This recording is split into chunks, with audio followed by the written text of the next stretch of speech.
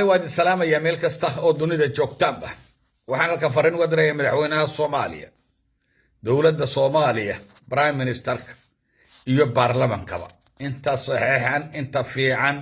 ee Soomaalinimada iyo qarannimada iyo dowladda Soomaaliyeed rabta inay horumar gaadho oo hore u socoto oo kaalinteedii ku soo noqoto halkii dunida ay ka taagneed oo ka soo baxdo godkan madow dark tunnelkan ay ku jiraan 40 sanadood ka badan ay markura ka soo baxaan oo iftiinka arkaan inta doonaysa baan halkan kala hadlaya qaar baa jira baarlamaanka kamid ah oo ka tirsan jabhadan maamul beeleedka Hargeysa oo iyagu aan ogolayn Soomaali inay ka soo baxdo godka ay ku jirto direct tunnelka inay ku jirto Soomaali inay ku hayaan ayay lacag ku qaataan tusaale fiican baan idin siinaya maalintii uu prime ministerku yiri waxaan tagayaa Laascaanood gabadh hor fadhiday way ooyday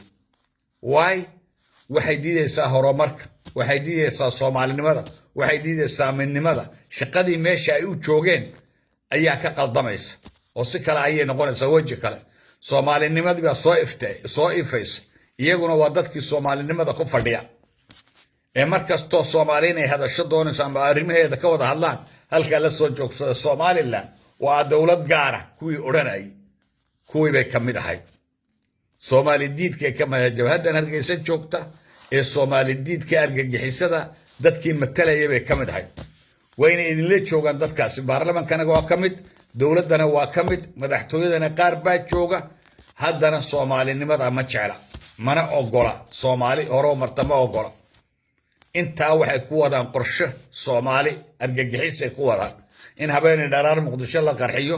oo qaraxa lagu wada Muqdisho sababtoo haday Muqdisho qaraxu ka dhamaado dawladii Soomaaliyeed baa soo baxaysa oo dibadda u soo baxaysa oo godkan madow ka soo baxaysa oo iftiinka u soo baxaysa oo midoobaysa markay midoodana kaalintii ay dunida ku lahayd bay soo taagaysa marka ma ogola wayna kula jooga wana cadow idin la walaala waa kula jooga unu ku dhageysanaya marka dhibaatada Soomaali haysato horta halkaas waa mid تكلم مدحوينها أما الدولة أما برايم مينستر كنا دا وده هذا البلا لفرية قبل ذا وقوي وعيب ملك دعوي وايو ومامول غير سماستي ضدك كمان دحاي صغير بايسكاله مامول يوسكاله هين ويان مد باكل حجرة إيجا أو شقية ودي قف دون قاتل لما وايو ميلو البقوت شوقع ودون ذا وكنا وريهاي وأرساق أنتهى هنا العنى نرشح يا كور ورسيهاي marka iyagaas u shacabka u tuma kuwaas way jiraan laakiin dadka gobolada galbeedka ku nool kamid ma marka anagu ma ogolin nin Soomaali diida oo Soomaali ogolayn oo ciyaalkiisi ku koranaya Soomaali nacaybka oo guri kasta oo reerahooda waxaas ka soo baxay ina tayre 7 jirka 8 jirka arkayseen ee hada anaga cadowgeegu waa Soomaali waxaas waa environmentkii guriga waxa dabada ula soo baxayso waa guriga wixii ka jiray situation kii gurigooda ka jiray bay dibadda la imanaysa environment kii gurigooda ayaa ilmaha laga dhex arkaya oo dibadda ka la imanaysa environment kii gurigooda ka jiray bay dibadda la imanaysa marka ilmahan yar iyaga ayaa waxaan baray oo u sheegayo la Soomaali waa cadowga iyaga marka in xiriir lala yeesho waa ceeb lama yeelan karo xiriir waa dambi in la yiraahdo wala la hadlaya Soomaali weeyaan haday Soomaalinimo rabaan ay noo yimaadaan Soomaaliya ku soo biiraan haday Soomaali u baahatana xoog ha lagu soo xireeyo laakiin intii ay Soomaali dhibaato u geysan karayeen way geysteen wixii Soomaali ay u geysan karayeen koonfur trillion khasaare way u geysteen qaraxyada ay geysteen duuriyihii iyo dadkii iyo dhaqaalihii burburay iyo dadkii dhintay marka la isku daro waa trillions way ka badan tahay way geysteen marka waa in dawladda Soomaaliya marka vigilant ka ahaata meeshan wixii ka jira runta waa inay wajahdaa Soomaali runta dawladda Soomaalida waa runta wajahdaa oo wax madax salaaxa iyo waa soo dhaweynaynaa iyo walaal iyo Soomaali baa wadanaay lama aha Soomaali marka qof aan Soomaali ba doonin seed loo gali karta wada heshiis lama gali kartaan annaga nala gal ciisiya samaro la gal heshiis dad galaysan annaga Soomaali oo Soomaalinimada jecel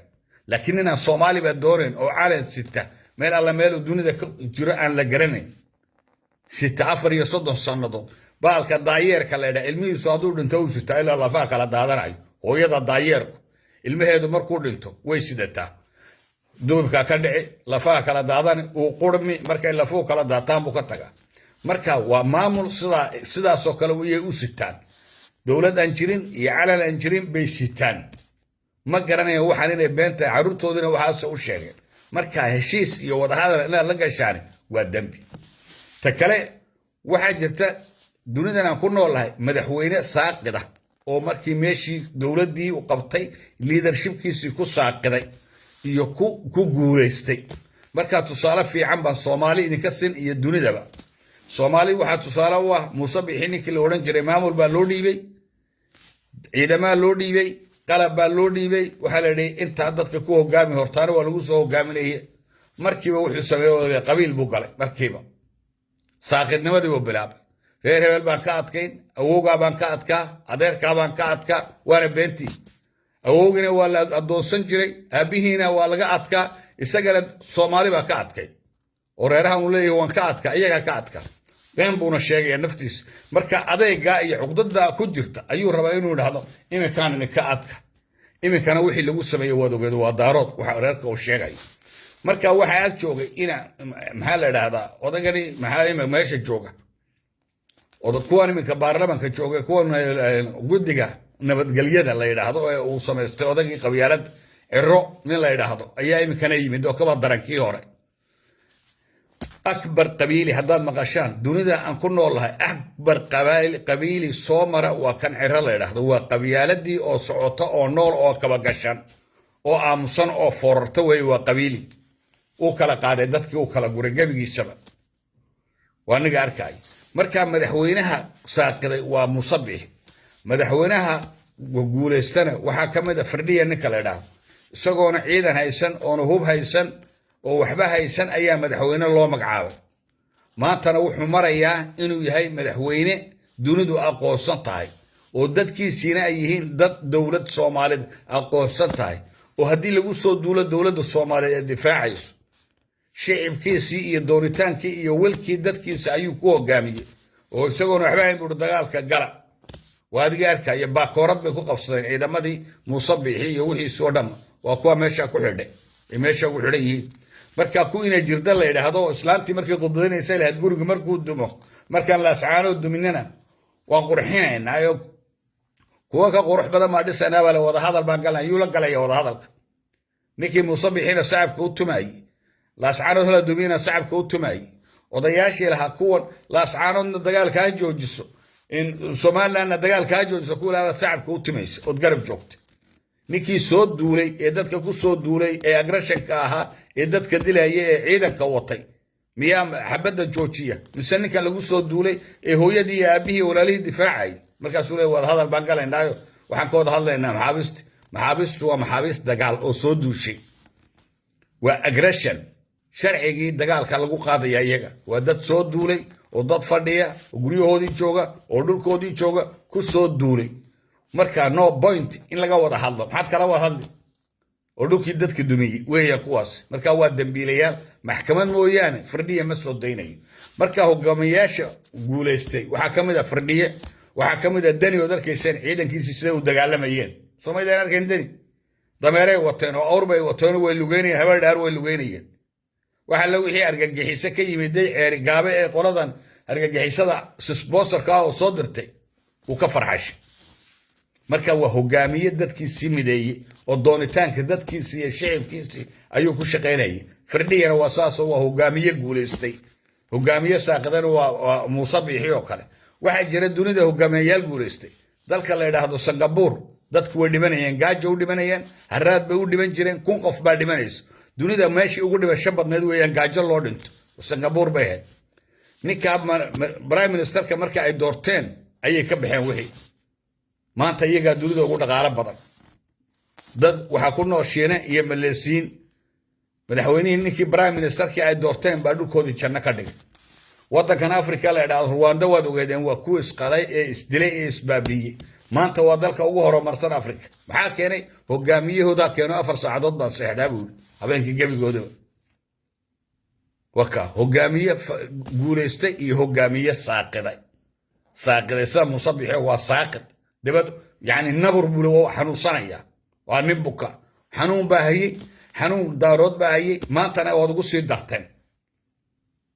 markuu lahaa waad ka aargoosan oo ciidankaagaa gali oo waxbay qabsanayaanoo waad dullaysani isagii baa loogu sii daray tii horuu ka cabanaya loogu sii daray lafihii uu sitaa loogu daray lafa kale wakaad carruurtii iyo dadkii iyo dumarkii ay cuqdada ku koranayeen guryaha cuqdada uga sheekeynay waa naga ciyaalkii arkaayo marka dowladda Soomaaliya waxaan leenahay vigilant waa inaad noqotaan cadow baa idinla walaala oo ku ag fadhiya oo dowladdii kula jooga wasiirkii maaliyadda kula oo wasiirkii halkan kula oo kii beeraha kula oo meel walba kula jooga oo argagixiso Soomaali diida oo jabhad argagixisa oo Soomaali diida ayaa idinla joogta sad marka wada hadal ku gali kartaan oo ula hadli kartaa qofan Soomaali ba ogoleen waa meel ka dhacbay noqonaysa dowladda Soomaaliyeed waxaan leenahay waxa soo meel ka dhac wax dhici kara ma waxa rabaa saddex odayalkan ka dhageystayna farin iyagana u diray waxay leeyihiin Soomaali annaga ka goonay annagu baana ku noqon karna cid kale waxaan ma noqon karto haddaad ka gooday Soomaali maxaad sameysay soddon sannadood 4 iyo 35 iyo 30 sannadood bad uun ceeb dhex fadhida waxaad dhex fadhidaa in cadowtinimo iyo qabyaalad iyo cay iyo aflagaado meel alla meelaad gaadhine ma jirto 4 iyo 30 sannadood marka waxay aflagaadeenayaan reerka Soomaaliyeed ku leeyahay kuma dhacdaan haddaad xamar ku biirtaan wasiir wax ka badan heli maysaan waana u hanjabayaa Soomaaliyeed wasiir Soomaaliya ka helaan baa uga qiimo badan imika horgalayaashan la socda idin shaqeeya Soomaali caay wasiir ay Soomaali ka helaan ayaa uga qiimo badan magacoogii Soomaaliyeed baa uga qiimo badan ciisiya Soomaaliyeed waxaad u haysaan ma jirto qabyaalad maamul qabyaalada oo qabyaalad ka dhisan oo qolo ku dhisan oo qabiil ku dhisan oo aan dadka kale waxba u ogoleyn baadkin xirro markuu dhaaranay ilaahay inuu waxaan ka baqayaa ku cadaabo dhaartii iyo beentii uu ku dhaartay oo la dadka Soomaaliland ma daacadu noqonaya kadaab baa tahay binu kadaab ilaahay iyo ummadiisaba waad ka fogaatay qabyaalad baad bilowday qabyaalad baad keentay gurigii ummadii qabyaalad baad u kala qaybisay dab baad gelisay dadkii dhulka kula lahaa baad qabyaalad ku durkisay ood ka fogaysay 400 kilomitir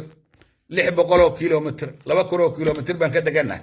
waanu idinka badanay ciise Soomaaliyeed haddaan isku biirno waanu idinka badanay intaad degantiin wax alla waxaan ku haysanaa ma jirto qabyaalad baa ku dishay dad qabiil ku shaqeynayana horumar ma gaadhaan weligiina horumar gaadhmaysa calanka un baad sidanaysaan sanadkan uu soo socda sanadkan uu imanaya aqoonsigii baa soo socda waan ku riyooday Ingiriis baan nagu riyooday Shiina noo iljabiyay Jabaan ba warqad noo soo dirtay waxaan bad ka shaqeynaysaa laakiin Soomaaliya intaad waxaa mashquul ku tihiin Soomaaliya halkeeda imanaysa kor u soo kacaysa oo ka soo baxaysa godkan ay ku jirto oo qabanaysa kuwan idin shaqeeya jabhadan argagixisada ah ee Soomaali diidka ah ee lacagta waliba ka qaadanaysa koonfur lagu siinayo maalinta kuwa ay soo dareeriyaan ay xaqiina u soo diraan ayay Soomaaliya hore u maraysa qaar badan oo u shaqeynaya jira oo ahaa jabhadan ka tirsana kii wasiirka maaliyadda ahaan jiray Soomaaliya